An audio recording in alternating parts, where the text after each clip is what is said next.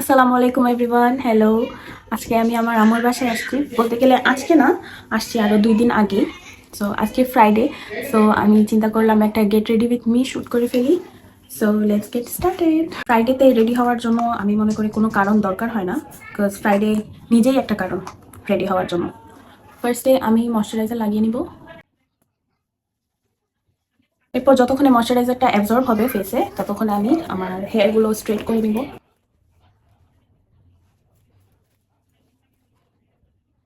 So much hair fall.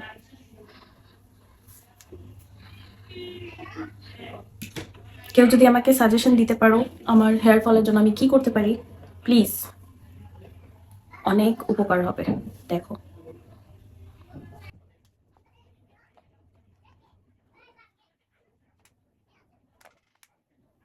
So here আমার ডান। And আমি বেশি হেভিভাবে করি নাই, কারণ বাসায় থাকবো, বাইরে কোথাও যাওয়া হবে না।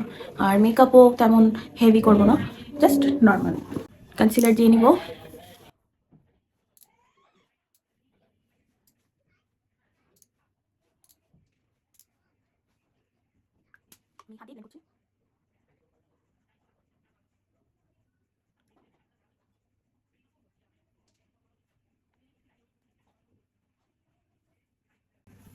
জাস্ট হাইলাইটিং পয়েন্টসগুলো হাইলাইট করে নিচ্ছি, ফুল ফেসে দিব না। অ্যান্ড যেখানে পিম্পলস আছে এখানগুলোতে করে নিচ্ছি। এবার কম্প্যাক্ট পাউডার লাগিয়ে নিব।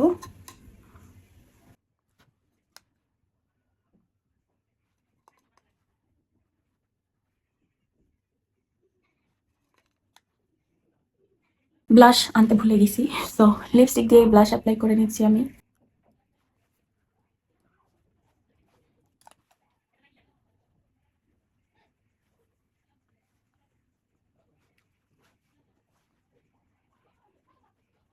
এবার মাস্কারা দিয়ে নিব।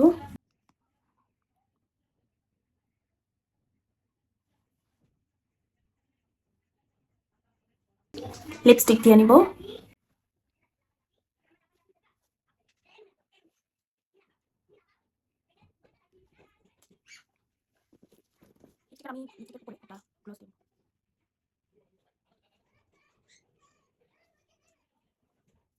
তো এই তো আমার রেডি হওয়া কমপ্লিট।